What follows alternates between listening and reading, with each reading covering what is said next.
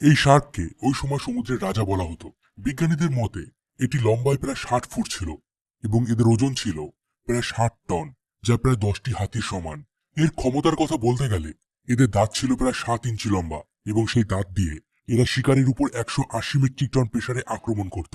তাহলে নিশ্চয়ই আন্দাজ করতে পারছেন যে এটি কতটা খতরনাক আর ভয়ঙ্কর ছিল। এখনো মেগালোডনের মতো বড় বড় শার্ক থাকতে পারে। 2000 সালে জাপানের বিজ্ঞানীরা মারিয়ানা ট্রেঞ্চের গভীরে থাকা জীবদের বিষয় জানার জন্য একটি রিসার্চ চালায় এবং এই জন্য তারা মারিয়ানা ট্রেঞ্চের গভীরে একটা ক্যামেরা লাগিয়ে দেয়, কারণ এই ক্যামেরার রেকর্ডিং এক বিশালাকার শার্ক দেখা যায় যেটি ওখানে থাকা ছোট বড় মাছদের ধরে খেয়ে ফেলছিল। এই ভিডিও যখন মিডিয়ায় প্রকাশ করা হয় তখন সবাই এই শার্ককে মেগালোডনের সাথে তুলনা করে, যদিও বিজ্ঞানীরা এই বিশাল শার্ককে গ্রিনল্যান্ড শার্ক বলেই মনে করেন। কিন্তু আশ্চর্যের ব্যাপার এটা নয় যে মারিয়ানা খাতে মেগালোডনের মতো বড় শার্ক দেখা গেছে, বরং অবাক করা ব্যাপার হলো বিজ্ঞানীদের মতে মারিয়ানা ট্রেঞ্চের গভীরে এমন কিছু ভয়ঙ্কর জীব আছে যেগুলো মেগালোডনের থেকেও আরো বেশি খতরনাক এবং ভয়ঙ্কর, যে এটি পৃথিবীর সবচেয়ে গভীর, সবচেয়ে কালো এবং সবচেয়ে খতরনাক জায়গা। এটি গড় সামুদ্রিক গভীরতার থেকেও অনেক গভীর।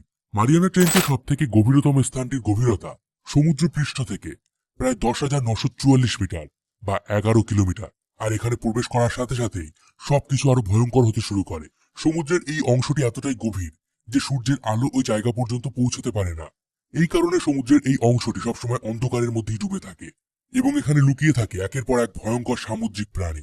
কিন্তু যখন 2004 সালে মারিয়ানা ট্রেঞ্চের গভীরে লাগানো ক্যামেরায় এই শার্কের ছবি ধরা পড়ে, তখন সবাই এটা দেখে অবাক হয়ে যায় যে জীবকে কয়েকশো বছর ধরে পৃথিবীতে বিলুপ্ত হিসাবে ধরে নেওয়া হয়েছিল, মারিয়ানা ট্রেঞ্চের গভীরে সেই ভয়ঙ্কর জীবকে আবার দেখা যাচ্ছে। তাহলেই বুঝুন মারিয়ানা ট্রেঞ্চের গভীরে ঠিক কত প্রকারের খতরনাক জীব থাকতে পারে। এবার এই ছবিটিকে ভালো করে দেখুন। সামনে আসার কথা তো ছেড়েই দিলাম, শুধু ছবিটা দেখে যে কারোর হাল খারাপ হয়ে যাবে। এই জীবটি ব্ল্যাক সি ডেভিল ফিশ নামে পরিচিত। এদের মাথা অনেক বড় হয় এবং এদের দাঁত যে কাউকে এক মুহূর্তের মধ্যে টুকরো টুকরো করে দিতে পারে। এই মাছটি সমুদ্রের একদম গভীরে পাওয়া যায় এবং তারা জলের মধ্যে থাকা আলোর পরিমাণ বুঝে নিজেদের শরীরে আলো তৈরি করতে পারে।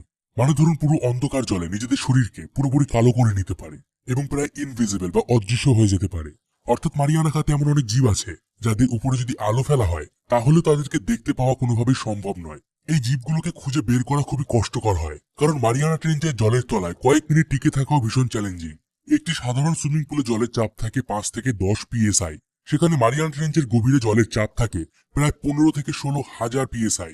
1960 সালে ডন বস আর জ্যাক স্পিকার নামের দুই ব্যক্তি মারিয়ানা খাতে পৌঁছাতে সফল হন এবং ওখানে পৌঁছানোর সময় তারা একটি অদ্ভুত ঘটনার সম্মুখীন হন। তারা দেখতে পান জলের তলায় একটি আলোক রশ্মি তাদের পিছু করছে, আর যখনই তারা খাতের নিচে পৌঁছান তাদের ঠিক সামনে একটি মাছ পড়েছিল, যে মাছটি পুরোপুরি ফ্ল্যাট ছিল। 1960 সালের পর সবার মনে মারিয়ানা ট্রেঞ্চ নিয়ে আরো কৌতূহল বাড়তে থাকে এবং শেষমেশ বিজ্ঞানীরা মারিয়ানা ট্রেঞ্চের নিচে একটি আলাদা দুনিয়া খুঁজে বের করতে সফল